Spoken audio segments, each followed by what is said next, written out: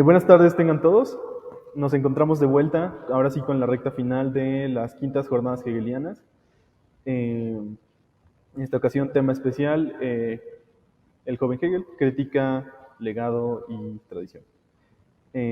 Bueno, ahora vamos a pasar a ya el tema final, que es la presentación de el libro Lecciones sobre la filosofía del derecho, semestre invierno de 1819-1820, del manuscrito Ringer, de esta traducción del doctor Fernando Huesca Roma. Bueno, muchas gracias a los organizadores de estas jornadas hegelianas. También me gustaría agradecer ahora que me corresponde presentar esta publicación,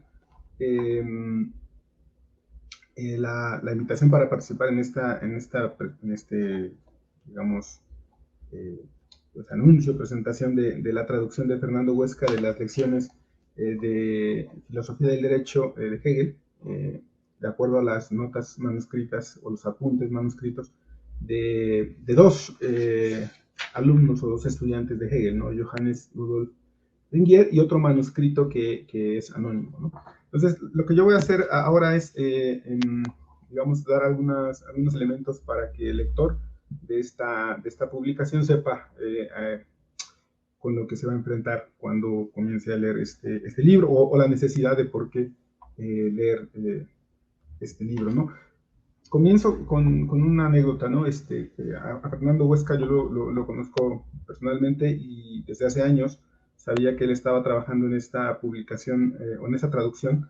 Y hubo una anécdota interesante porque él le comentó a varios profesores que estaba trabajando en esa traducción, y un comentario de un profesor que trabaja a Hegel me llamó la atención cuando anunciaba este tema. Este profesor decía, como, como con un poco de desdén, hace falta, hace falta leer esas notas. Yo creo que la pregunta podría ser válida, ¿no? Porque en realidad ya tenemos, digamos, como obra, digamos, auténtica de Hegel, la filosofía del derecho, los principios de la filosofía del derecho de Hegel, y en varias traducciones ya, ¿no?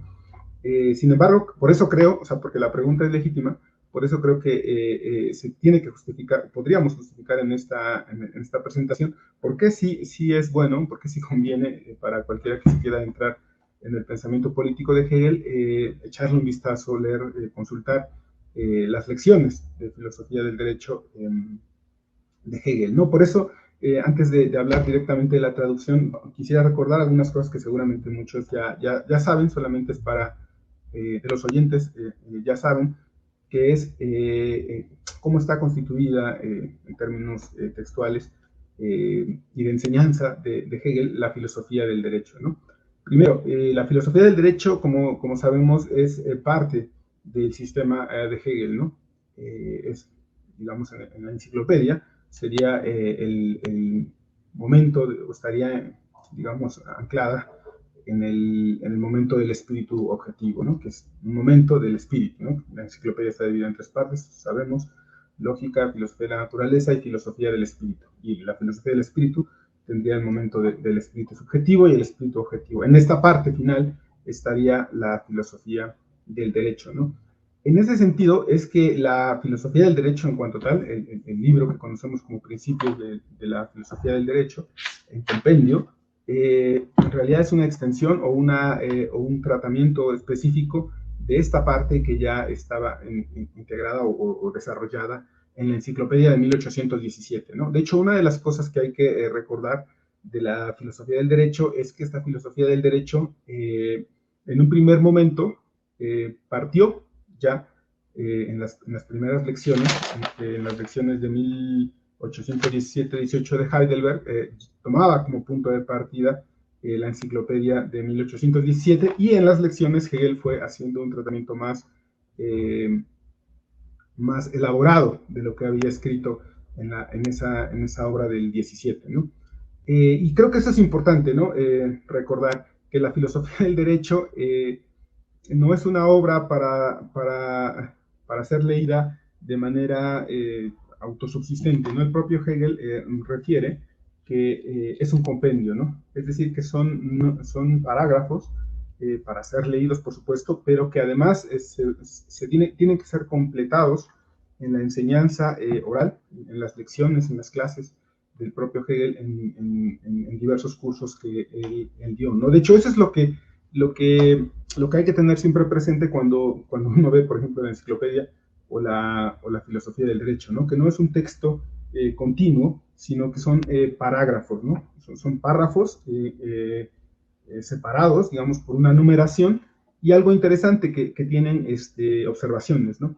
Eso es raro, ¿no? ¿Por qué divide los parágrafos y luego las observaciones? Bueno, la explicación es que Hegel señala el punto de partida para sus lecciones son los parágrafos que eran leídos en las lecciones y después eran comentados, tenían que ser completados por la propia enseñanza oral de Hegel, ¿no? De hecho, por eso las observaciones son un caso curioso, ¿no? En una de las introducciones más bien la introducción creo que es de la enciclopedia Hegel, de la segunda edición, Hegel señala que ese tipo de escritura, el parágrafo, compendiada y en parágrafos, necesariamente tiene que ser, digamos, completada por la enseñanza oral, pero que en la medida en la que también comprende que puede ser leída por un lector que no va a las lecciones, por esa razón él ha añadido observaciones, ¿no? Que buscan como recuperar eso que solamente tendría que ocurrir en las lecciones, ¿no? Y eso es un asunto interesante porque nos lleva, digamos, a la historia de las ediciones de Hegel, ¿no? De las obras de Hegel. Sabemos que hay una edición muy temprana de las obras completas, digamos, de Hegel, llevada a cabo por los alumnos de Hegel en la famosa Asociación de Amigos del Inmortal, que básicamente lo que buscaba era unir, digamos, más bien publicar de manera completa y de manera también que hiciera justicia a la enseñanza de Hegel todas sus obras, ¿no? Y ellos fueron los que, como sabemos, publicaron lecciones que no son obra escrita de Hegel, ¿no? Las lecciones de la, mm, de la estética, las lecciones de la filosofía de la religión, de la historia de la filosofía, etcétera, ¿no? Pero ocurrió algo interesante con la enciclopedia y con la filosofía del derecho, ¿no? Que agregaron estos famosos añadidos, adiciones, que son adiciones que no son parte de la escritura del propio Hegel, ¿no? Con la intención buena, digamos, con la buena intención de que el lector conociera fuera partícipe de la experiencia, digamos, de las lecciones del propio Hegel, ¿no? Acudieron a manuscritos de alumnos de esta asociación de amigos del Inmortal para completar, digamos, los parágrafos, ¿no? Eh, Creo que aquí lo que yo destacaría o lo que me gustaría que todos tuviéramos presente es que había una muy buena intención, ¿no? En realizar estas adiciones, ¿no? Que era que ante la aridez en algunos puntos del texto, el lector encontrara elementos, digamos, que tuvieran ejemplos, que hicieran más específicos el punto que se está tocando en cada parágrafo, y así tuviera un texto más amplio, más específico, y pudiera, digamos, entender de manera más clara a la obra de Hegel, ¿no? Sin embargo, sabemos, y esto va a terminar en el tipo de texto que hoy estamos presentando. Sin embargo, lo que ocurrió acá es que pronto recibió críticas, ¿no? Las ediciones posteriores, por ejemplo, la de Hofmeister, la de Lasson, estos editores criticaron, sabemos, este tipo de ediciones, ¿no? Porque hay otra concepción, digamos, de la forma en la que se editan las obras, ¿no? En este caso, las obras de Hegel, porque habría elementos que, digamos, dignos de críticas, ¿no? Por ejemplo, la primera crítica es que se funden materiales de distintas épocas, ¿no? Es decir, nosotros tomamos la filosofía del derecho que tiene los agregados o la enciclopedia y tenemos un texto añadido pero no sabemos de dónde viene, ¿no? ¿Quién fue el que tomó las notas? De qué lecciones son, si son de las lecciones ya más tardías, si son de las lecciones más tempranas, quién fue quien tomó las notas, no sabemos, solamente sabemos que hay un editor, en el caso de la filosofía de Derecho de Gantz, pero no hay esa información, ¿no? También en el caso de la filosofía del derecho se mezclan con notas que sí son de Hegel, notas manuscritas, y eso digamos que introduce una indeterminación sobre si lo que estamos leyendo proviene de la pluma de Hegel o de algo que recuperó uno de sus estudiantes. Y la tercera crítica tiene que ver con que, dicen estos críticos, se genera una idea estática de Hegel, ¿no? Como si vemos que Hegel es este pensador digamos, sistemático, se nos aparecería como si Hegel siempre ya tuvo la verdad y tenemos una obra acabada, ¿no? Esto frente, digamos, o en contra de una idea más detallada del desarrollo del propio Hegel, ¿no? El pensamiento de Hegel no apareció así como un todo, sino que tendría variaciones a lo largo del tiempo, ¿no? Eso se pierde, digamos, según esta crítica, en estas ediciones que tienen los agregados, ¿no? Por lo tanto, a partir de estas críticas ha habido una tendencia, digamos, a suprimir los agregados, ¿no? Los agregados añadidos por estos editores, ¿no? La Asociación de Amigos de El Inmortal. Y entonces ocurrió una nueva forma o empezó a editarse de una nueva manera que concluyó en la edición crítica de las obras de Hegel en alemán, ¿no? Sabemos que hay seis Hegel dio 6 cursos de la filosofía del derecho, 1817 en Heidelberg, y después tenemos una serie de cursos de lecciones, todas llevadas a cabo en Berlín, en el 18-19, 19-20, que es el que ahora presentamos, 21-22, 22-23, 24-25, y una versión incompleta, o más bien solamente el comienzo, de 1831, que es cuando fallece propio Hegel, y por eso no puede concluir, ¿no? Entonces, esto que acabo de decir es solamente como para que tengamos una idea de cómo ocurre la escritura y la transmisión de la filosofía del derecho. Si bien es cierto que podemos decir que hay un texto publicado y podríamos decir que estamos seguros que viene de la pluma de Hegel, que es los principios o las líneas fundamentales de la filosofía del derecho en compendio, eso no borra que haya distintos momentos que podemos también, a los cuales podemos acudir para ver cómo se ha desarrollado el pensamiento de Hegel, ¿no? Y estas son las distintas lecciones, ¿no? Y esto lo que hace, pues, entonces tiene como consecuencia, primero, que cada vez se edite menos la edición con agregados de la filosofía del derecho, y que eso se ha sustituido por la publicación de las distintas lecciones de la filosofía del derecho, ¿no?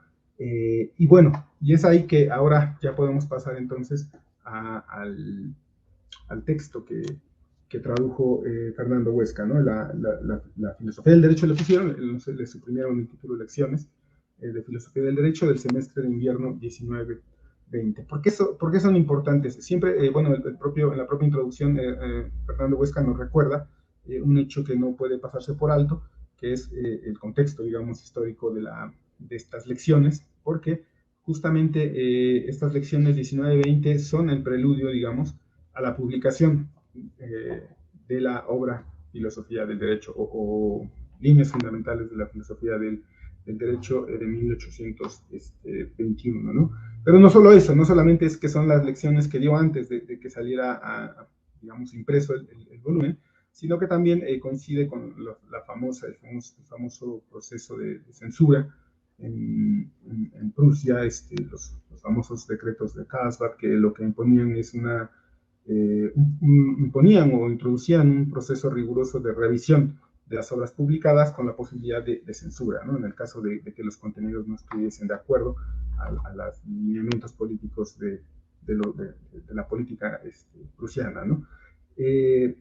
Entonces, aquí hay toda una serie de disputas que no vamos a recuperar, pero solamente las ponemos en el juego para que sepan que este texto pertenece a esa época, porque hay muchas discusiones, ¿no? Hay autores como Ilting que señalan que este hecho tendría que ser crucial para interpretar no solamente las lecciones, sino más bien principalmente la versión impresa de la filosofía del derecho, porque sostiene la tesis de que esos principios, esos decretos de Karlsbad habrían alterado o habrían inducido a Hegel a ser muy cuidadoso con lo que él estaba publicando y ejercer una especie de autocensura, ¿no? Hay otros autores que van a decir que no, que seguramente sí habría habido algún retoque, pero no implicaría una modificación y que eso se tendría que comprobar o guiar con, justamente poniendo en relación la versión publicada con la enseñanza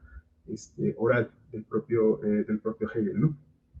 Entonces, si tenemos todo eso en consideración, vemos que ese elemento marca o da cuenta de la peculiaridad de estas lecciones del 19-20, ¿no? Porque serían expresión de la enseñanza en ese momento específico, 1819-20, de Hegel, ¿no? Y eso, digamos, marca estas lecciones, ¿no? Primer elemento a tomar en consideración. Cuando uno revisa las distintas lecciones, se da cuenta que Hegel procede casi de la misma manera, ¿no? Es decir, tiene, como en la versión impresa, un parágrafo que después comenta, ¿no? En las lecciones, por ejemplo, del 18-19, perdón, sí, del 18-19, pero también las del 17 y del 18, hay manuscritos de alumnos que muestran esa misma división en parágrafos, obviamente no coinciden con la versión impresa, es una numeración distinta, pero que tienen esa misma estructura, ¿no? Un parágrafo y después su comentario. Bueno, la peculiaridad de esta edición que traduce Fernando Huesca es que es un texto que no está dividido en parágrafos, ¿no? Ese es como lo peculiar de esta versión de las lecciones, ¿no? No hay un texto dividido en parágrafos, sino que es continuo, y eso le da un ritmo distinto a ese ciclo de lecciones, ¿no? Porque no hay esa interrupción, sino que hay una especie de fluidez de los contenidos, ¿no? Y lo segundo que podríamos preguntarnos es si se critica que, por ejemplo, en la edición de la filosofía del derecho del 21, que se le pongan, no sé, sean acompañados de los agregados, uno podría decir, bueno, lo quitas porque dices eso no es de Hegel, ¿no? Eso es de los alumnos y está todo revuelto. ¿Qué ganamos? ¿Cómo sabemos que lo que se publica acá es fiable, ¿no? Es realmente lo que Hegel, digamos, enseñó en sus ciclos de lecciones, ¿no? Y acá es donde, por eso vale la pena hacer un breve recorrido por los manuscritos, ¿no? La traducción de Fernando Huesca se concentra en un manuscrito de un alumno de Hegel que se llama Johannes Rudolf Ringier, y es interesante como decir algunos elementos de este personaje, ¿no? Ringier es un estudiante, o era un estudiante, o fue un estudiante de Derecho que tomaba clases con Hegel, no solamente de filosofía del derecho, sino también de, de filosofía de la naturaleza, y que además tomaba clases con otros pensadores famosos de la época, contrapuestos a Hegel, por supuesto, lo cual da una caracterización del personaje, ¿no? Es un personaje culto, digamos, pero no es del ciclo cercano a los estudiantes de Hegel, no tiene una formación hegeliana, digamos, que lleve años, ¿no? Sino que él acaba de llegar en estos años, en el 19-20, y toma clases con Hegel, y el manuscrito que él presenta es interesante porque nos dicen los editores, parecen ser notas directas de clase, ¿no? No están, son directamente las hojas que él tomaba clase, por supuesto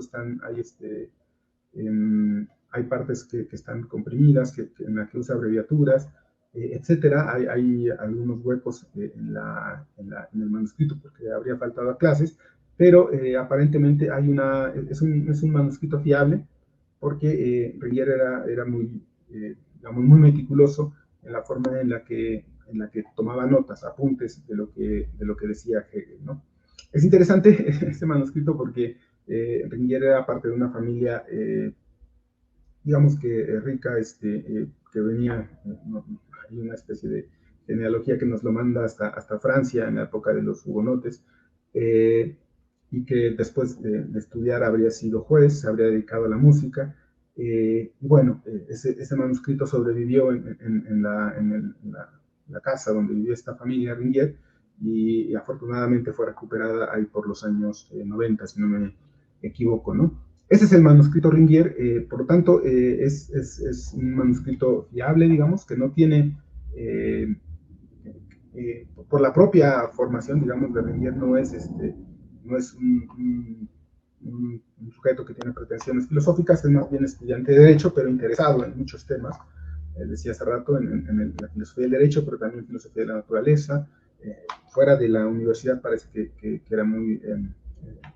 practicaba la música.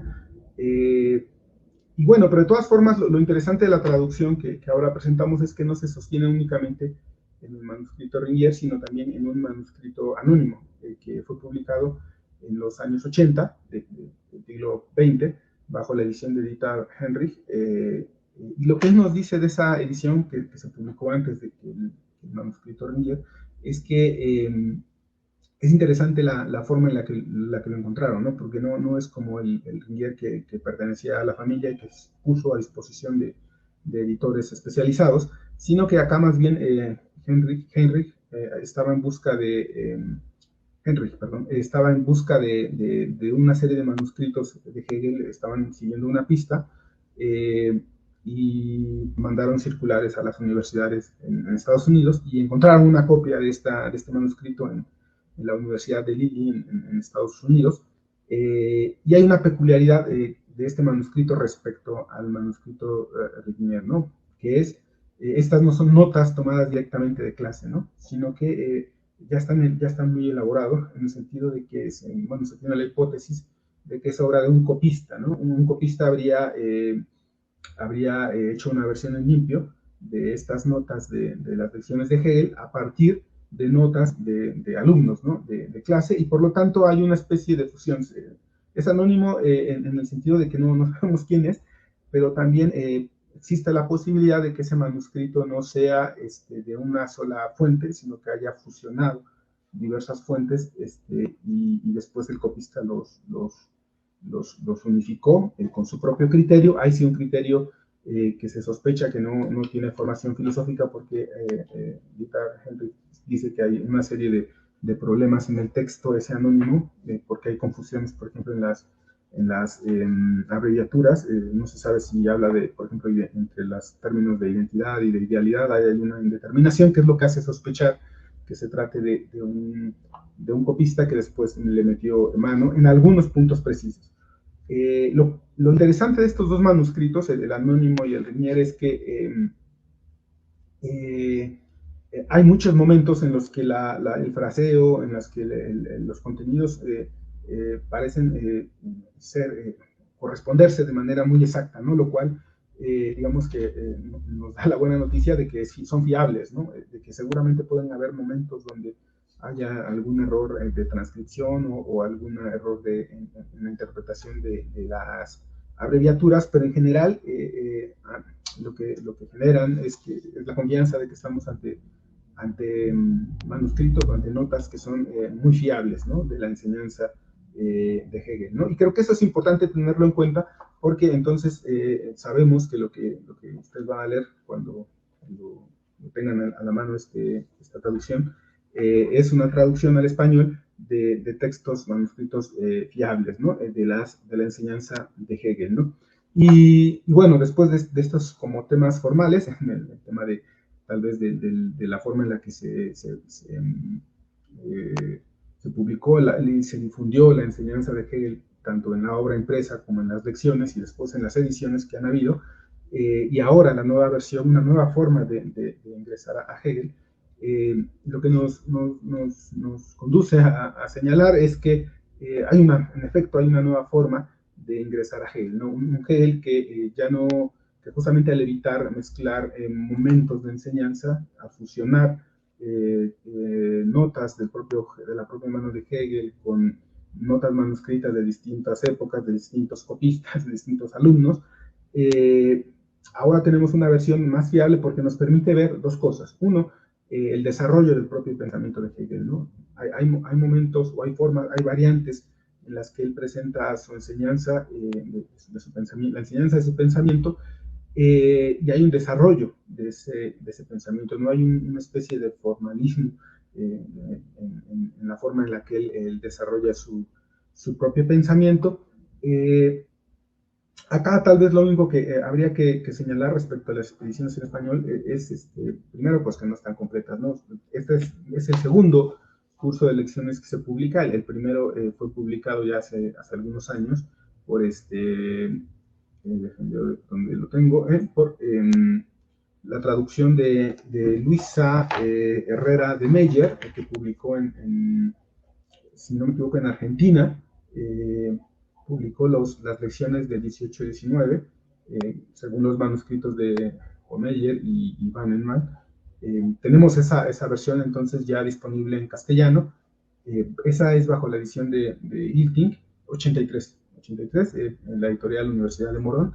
Ahora tenemos un nuevo ciclo, digamos, de lecciones, que es la que tradujo Fernando Huesca, que son las lecciones de invierno, 19-20. La peculiaridad que ustedes van a encontrar en este texto es que el texto base es el manuscrito Ringier, pero está acompañada de notas al pie de página con variaciones de el texto anónimo que editó Dieter Henrich, y en algún punto donde hay un hueco importante que afortunadamente es llenado por el manuscrito anónimo, se invierte y entonces tenemos más bien en el texto principal el texto anónimo y luego cambia y tendría algunas notas del texto de Ringier, ¿no? Entonces, eso hace también, o sea, el hecho de que mezcle los contenidos, pero que distingan el texto, de quién son las notas, también hace que esta edición sea fiable, ¿no? Sabemos de quién estamos leyendo, a qué manuscrito pertenece, ¿no? Al de Ringier o al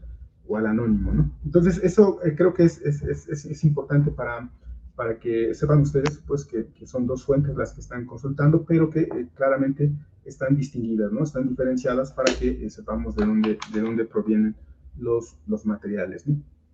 Respecto a los temas, ya el propio Fernando en su introducción nos hace una recopilación de algunos temas. Por ejemplo, leer estos textos nos va, este texto en particular, pero también la traducción de la editorial Universidad de Morón, de Luisa Herrera de Meyer, lo que nos hacen es poder ver, encontrar variaciones, variantes que enriquecen la comprensión del pensamiento de Hegel. Por ejemplo, el famoso dictum de la introducción, donde Hegel habla de la racionalidad de la realidad efectiva o de lo efectivo.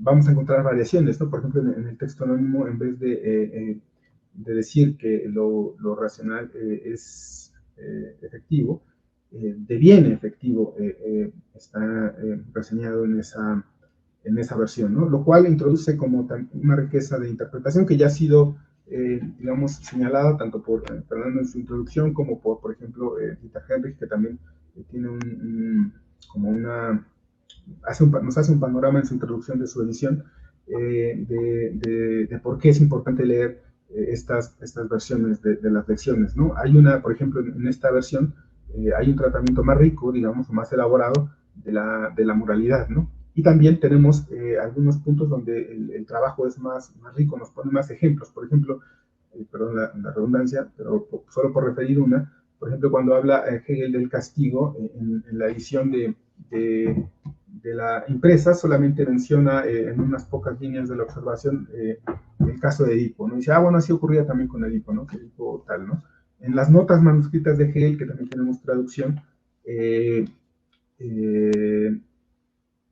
Díaz, si no me equivoco, Díaz es el traductor, Hegel también hay una parte donde no nada más Edipo, ¿no? En esta versión hay un tratamiento más rico de Edipo, ¿no? Porque aquí Hegel nos dice con más detalle cuál es la pertinencia de introducir el caso de Edipo, ¿no? Nos dice, por ejemplo, ahí el caso de Edipo no es para ejemplificar el castigo, tal como ocurre en la filosofía del derecho, sino más bien, perdón, sí, el castigo y la culpa, ¿no? En particular es el tema de la culpa, sino que ahí nos dice la antigüedad es absolutamente distinta, ¿no? Si en la moralidad moderna la culpa es una culpa que solamente, en la cual el sujeto solamente va a aceptar o tiene derecho a aceptar lo que ha puesto según su propia finalidad interna, según su propio propósito, en la antigüedad es absolutamente distinto, ¿no? Edipo es más bien la pretensión o más bien la exigencia de saberlo todo, ¿no? Y así, digamos, asumir la culpa de actos que ni siquiera sabía, ¿no? El caso de su padre, ¿no? Mató a su padre, pero él no sabía que era su padre, pero tiene que aceptar como si él lo hubiera sabido. Entonces, por ejemplo, este tratamiento es muy rico y de verdad que sí enriquece el pensamiento de Hegel porque va más allá de lo que dice en la propia versión impresa, ¿no?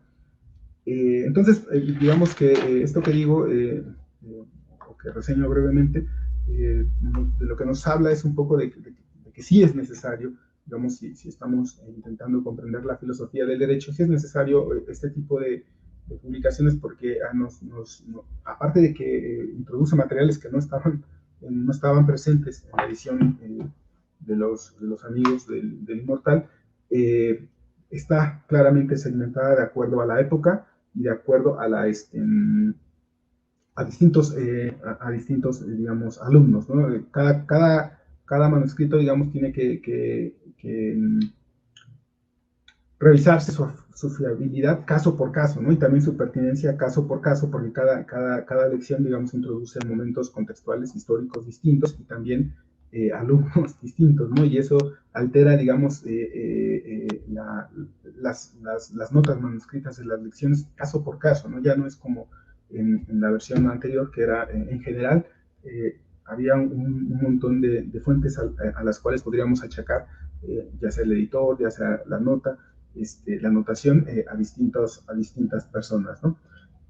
Culmino mi intervención de esta presentación diciendo que tal vez lo único que habría que señalar respecto a las ediciones en español, que es una especie de, por supuesto, de gran contribución hacer que esta forma de leer a Hegel esté siendo ya accesible en español, es que no exista como no digo que una homogeneización, porque sería difícil tener una homogeneidad, digamos, terminológica, pero por lo menos sí tener por lo menos alguna tabla como la que se introdujo en la fenomenología del espíritu revisada por Leiva, donde viene al final una tabla con la terminología y cómo la han utilizado o cómo la han traducido en diversos idiomas, ¿no? Tal vez eso habría que complementar esa versión o una versión de Hegel porque la terminología, digamos, la traducción, es imposible que haya una homogeneidad porque también la forma en la que se traduce implica ya un tipo de acercamiento a Hegel y de todas formas también el español tiene muchas variantes regionales, entonces básicamente es imposible, pero sí sí es como algo que hay que tener en cuenta, por ejemplo, al leer tanto la edición que elijan de la filosofía del derecho en su traducción de la versión impresa como las lecciones, ¿no? Les comentaba, afortunadamente ya hay dos, la edición del manuscrito de Homeyer y Bannerman del 18-19 y esta versión, ¿no? Creo que es una buena noticia para los que están trabajando, quienes trabajan en la filosofía del derecho, tener acceso a este material, ¿no? Y con eso concluyo, ¿no? Esta traducción nueva de Fernando Huesca, ¿no? Una última cosa tal vez, por ejemplo, esto que decía de la traducción, se ve reflejada, por ejemplo, en la traducción de Wirklichkeit, ¿no? Que Fernando traduce como realidad, ¿no? Y que en otras versiones se traducen como realidad efectiva, ¿no? Entonces hay que tener presente ese tipo de cosas cuando se leen, porque también ponerlo de una manera o de otra nos lleva, por ejemplo, a pensar, si lo leemos como Wirklichkeit, si ponemos acento a esta categoría de Wirklichkeit, forzosamente tenemos que ir a la ciencia, a la lógica, la forma en la que Hegel piensa a la dialéctica y no como realidad chata o como realidad directa, sino como ya atravesada o con la esencia integrada, porque esa es un poco la respuesta que Hegel dio a la crítica que le hacían de estar haciendo una apoteosis de lo real, ¿no? Entonces, por eso no es nada más como un asunto de formalismo, de, mira cómo lo tradujo acá, cómo lo tradujo ese otro, sino que eso también nos ayuda como a tener un acercamiento, digamos, un poco más consciente de su elaboración en español, ¿no? Eso es lo que diría. Muchas gracias, Javier, por tu puntual presentación. Aprovecho igual ahorita para agradecer a Sofía y Iván el apoyo con la transmisión, a la Facultad de Filosofía y Letras de la UAP, por supuesto, por el espacio, y en este caso también por su colaboración con esta traducción. No hubiera sido posible publicarlo incluso en estos momentos si no se hubiera dado ahí, ¿no? El apoyo correspondiente, que lo he comentado igual en otros foros, ¿no? Que de hecho, en términos muy concretos, el texto proviene de una traducción que yo iba haciendo sobre la marcha para un curso de posgrado sobre filosofía práctica, ¿no? Entonces, para complementar la parte donde veíamos textos del joven Hegel, en gran medida, de hecho, en materia de las discusiones de este evento. Entonces, bueno, ya para llegar a la obra sistemática de madurez, pues yo buscaba acá tener un acceso más didáctico, en el sentido que las fuentes de juventud eran bastante agradables, ¿no? Como para trabajar. Entonces, ahí, pues poco a poco se fue insertando este manuscrito en estos cursos, ¿no? Sobre filosofía práctica, y pues de ahí ya ahora contamos con él, ¿no? En versión publicada.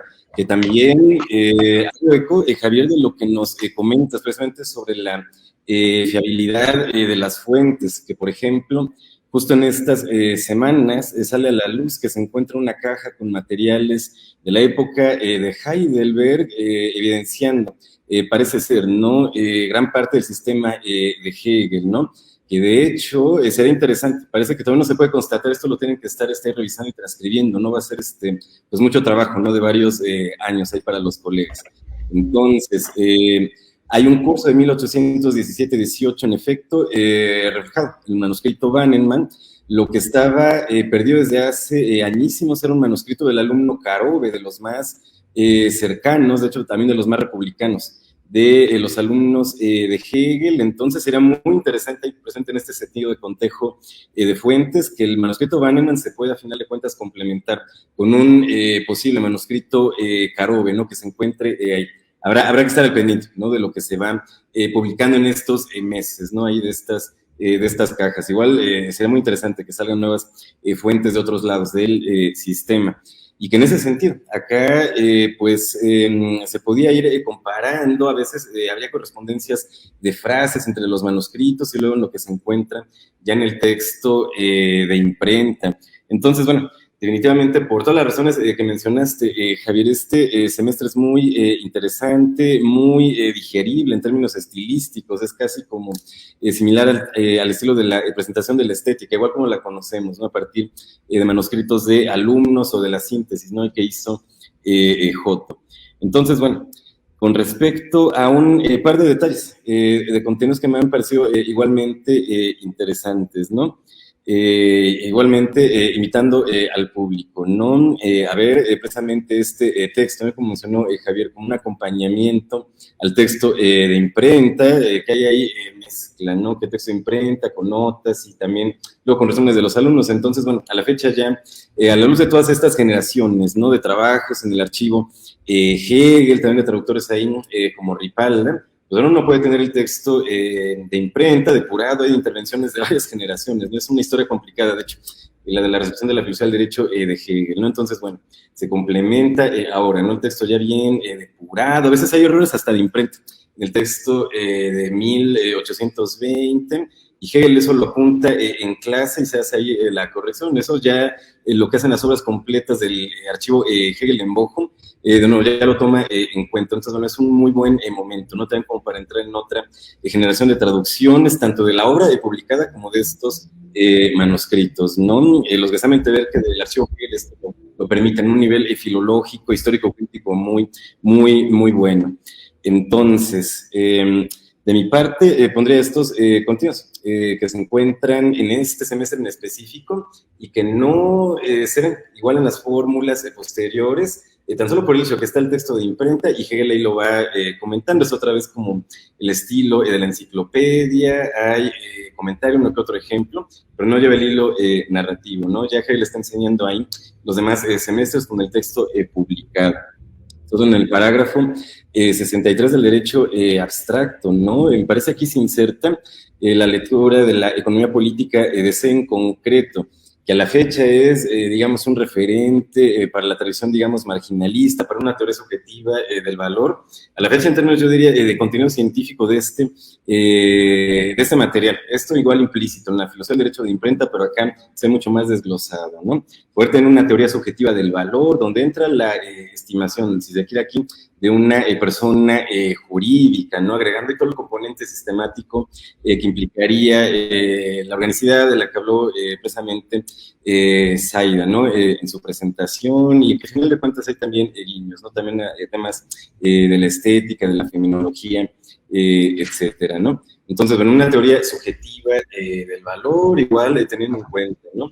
Factores materiales históricos muy precisos, ¿no? Y luego lo que se encuentra en el parágrafo 189, precisamente ahí la correspondiente, si se quiere, parte objetiva, ¿no? Que refleja la lectura de la economía política de David Ricardo, ¿no? Entonces, bueno, definir el valor en términos de trabajo humano invertido, en la producción, en la sociedad, es decir, pues básicamente exponer un sistema de producción, reproducción y consumo de mercancía, es decir, ahí ya se evidencia un entendido de la economía capitalista muy moderno, muy maduro, ¿no? Es casi como el primer momento en que en Alemania se está haciendo eco de manera integral y crítica, ¿no? Estos nuevos desarrollos conceptuales fundamentales, obviamente, hay para Marx y compañía.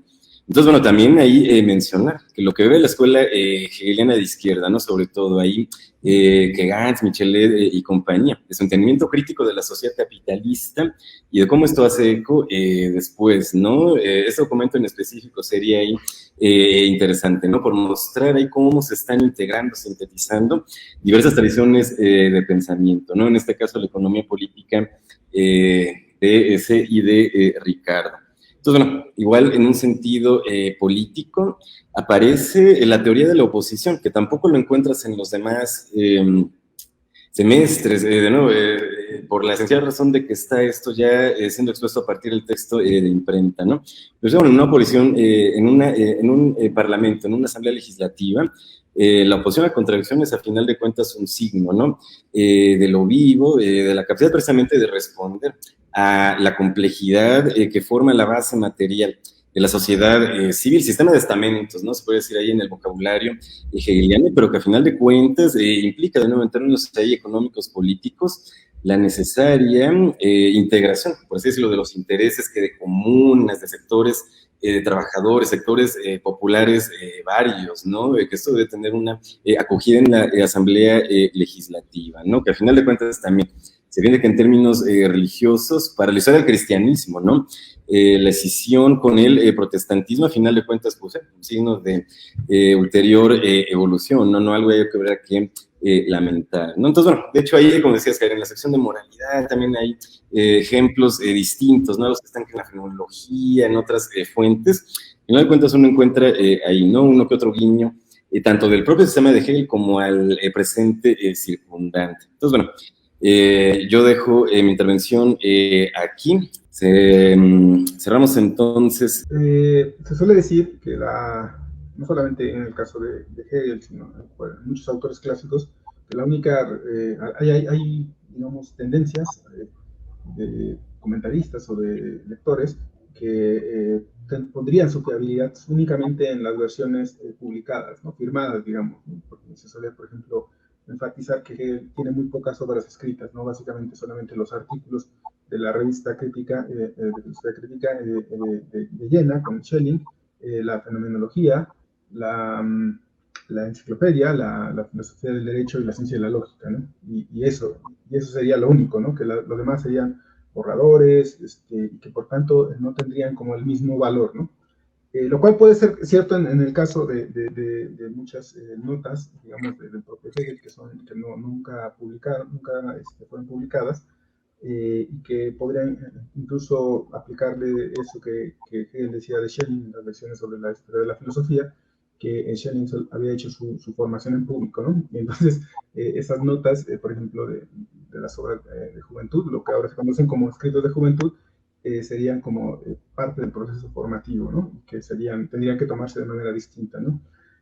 Sin embargo, creo que tampoco podríamos aplicar eso al 100% en el caso de Hegel, ¿no? Por ejemplo, en el caso por lo menos de la enciclopedia y de la filosofía del derecho, ¿no? Porque la misma forma en la que están concebidas esas obras escritas y firmadas, por así decirlo, implican necesariamente un complemento, que es el de las lecciones, ¿no? Entonces, las lecciones no son nada más como algo que recuperamos, como por, no sé, por añoranza, como para complementar de manera extrínseca, ¿no? Sino que sí son parte del propio complemento que Hegel tenía concebido, ¿no? El hecho de que sea un bosquejo, un compendio, implica que, dice él, tiene que complementarse con las lecciones orales, ¿no? Y en cierto modo, estas lecciones, así editadas, como por ciclos, 19, 20, etcétera, en cierto modo nos sirven a nosotros como para complementar, ¿no? Para abrir incluso espacios para la interpretación, por supuesto, y para comprender también un poco más el pensamiento de Hegel. Por eso no aplica al 100% o hay que ser precavidos con esa idea de que eso no es lo escrito porque no es parte de la pluma, ¿no? Sí, ¿no? Pero sí es un complemento que el propio Hegel concibió para su propio, en este caso, su propia filosofía del derecho, ¿no? Sí, completamente de acuerdo, Javier. A los artículos de Jena, me parece también se agregan los artículos de Berlín en los órganos científicos, donde están también ahí los alumnos de Hegel, ¿no? Está también el escrito sobre el Reformville, un ensayo sobre Solger. Entonces, bueno, de repente quedan ahí que como fuentes menores, ¿no? Pero hay como dices, bueno, pues complementan al final de cuentas de manera muy integral, ¿no? El desarrollo intelectual de Hegel, y que claro, también estas fuentes, ¿no? Sobre el joven Hegel tienen otro terreno aparte, ¿no? Justo la opción de Hegel por el sistema de la enciclopedia está pensado justo para llevarse a la cátedra. Está por ahí la idea, por ejemplo, ¿no? De que estaba el proyecto de Hegel de escribir un texto, digamos, como que más integral, no solamente resumido, ¿no? Para la cátedra, sino poco en la idea de la ciencia de la lógica, ¿no? Que fuera para exponer el espíritu subjetivo, ¿no? Igual hay con ejemplos y otra forma de exposición al público. Entonces, bueno, sí, se invita precisamente a pensar, ¿no? En la diversidad de las fuentes hegelianas y en el contexto, al final de cuentas, en el que fueron presentadas. Ok. Gracias, Ana, te leo por acá. Ahorita seguimos ahí platicando. Pues bueno, enhorabuena por este evento. Pues muchas gracias.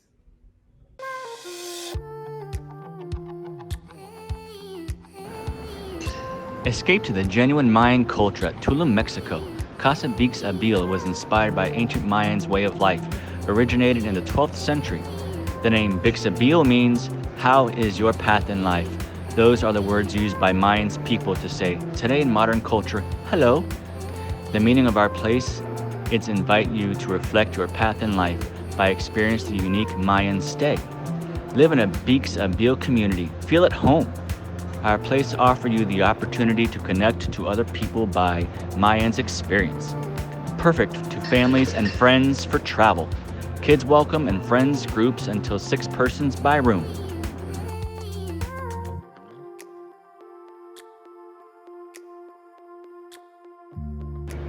Enjoy our common amenities: community kitchen, breakfast area, rooftop bar, co-working area, restroom, free bikes, and a wonderful pool.